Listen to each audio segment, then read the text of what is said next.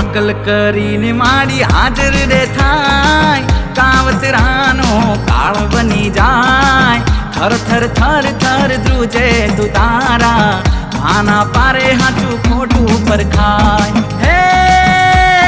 માના જો તેજનો તણકો રેલા